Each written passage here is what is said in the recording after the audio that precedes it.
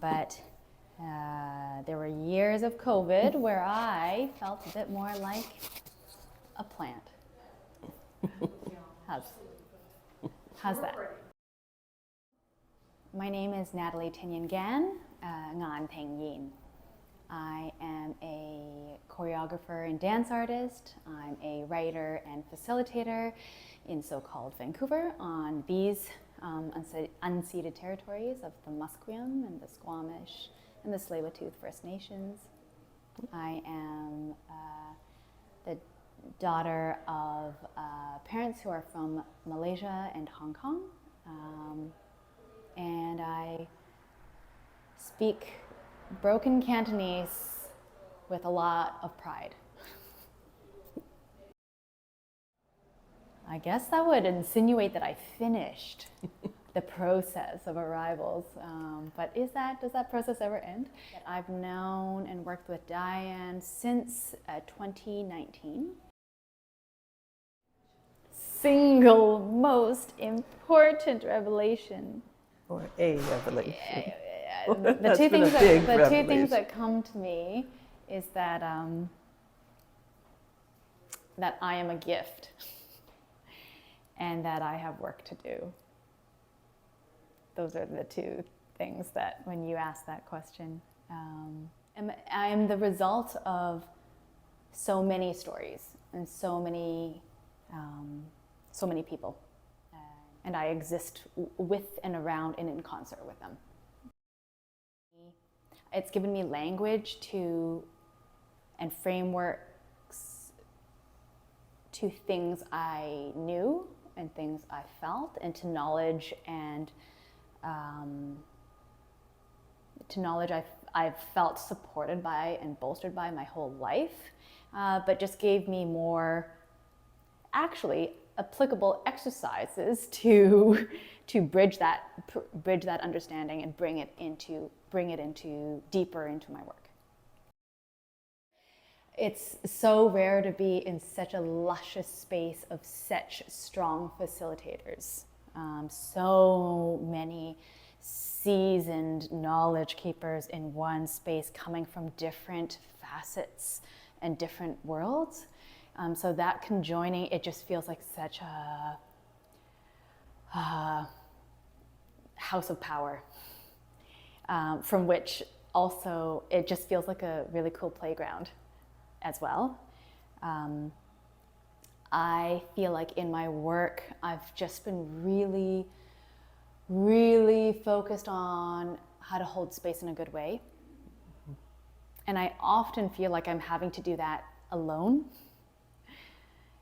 And there's a bit of getting to rest my bones here that I'm experiencing, and that there's a certain, maybe taking the pressure off of the sense that I have to hold the space,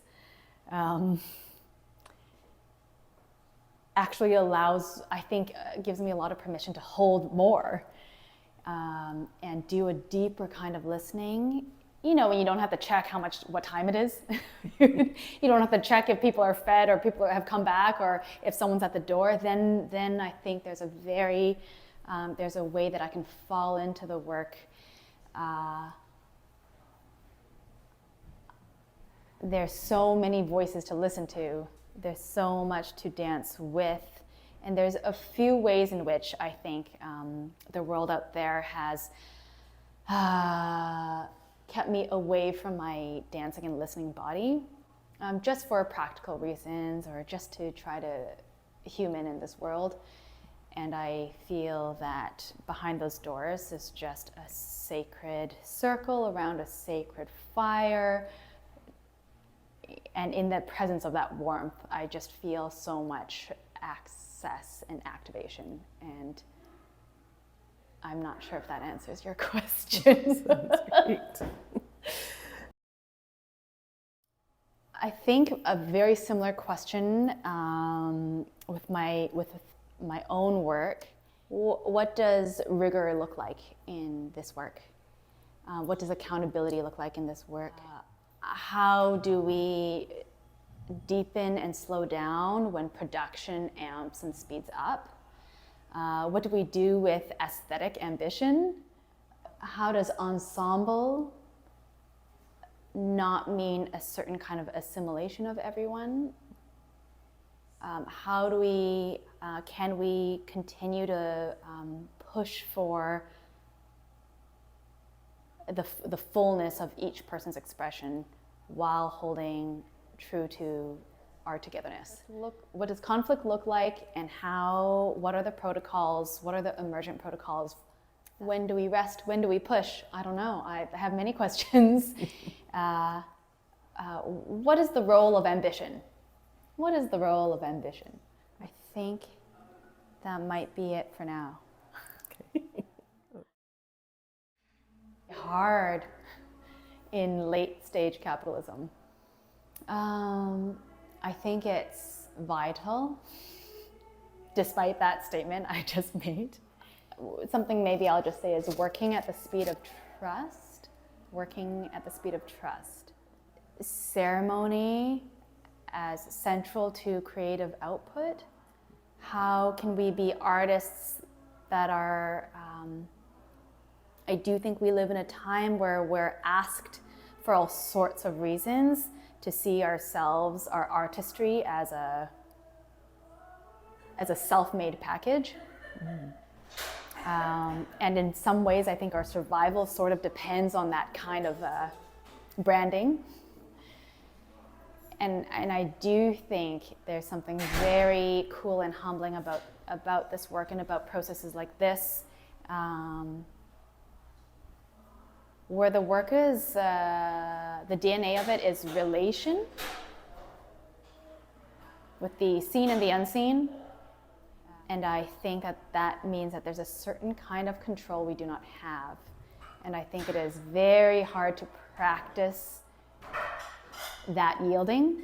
And I think that those practices of being in relation are really important for communal wellness, societal wellness, interpersonal health. Processes like what we're doing this week, I really do think we're practicing musculature that is only going to become more and more important outside these walls, outside of studio spaces. Sharon yesterday said, not some of our relations, all of our relations. And I think about everyone we need to engage in this work, all the bodies and all of the people who resist it, who don't identify with it, who want to destroy it. The fact that we actually need to coexist is a really inconvenient truth. But I feel it vital in this soft and invisible nervous system way that is so easy to disregard. Maybe I'll just say that something about this work is just deeply, inevitably life-affirming.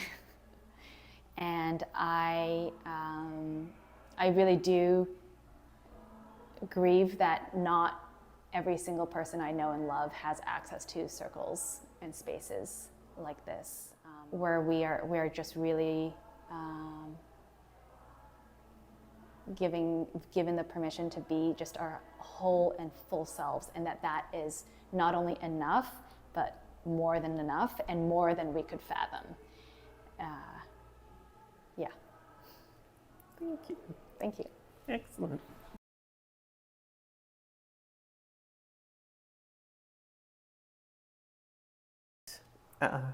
Residency collab.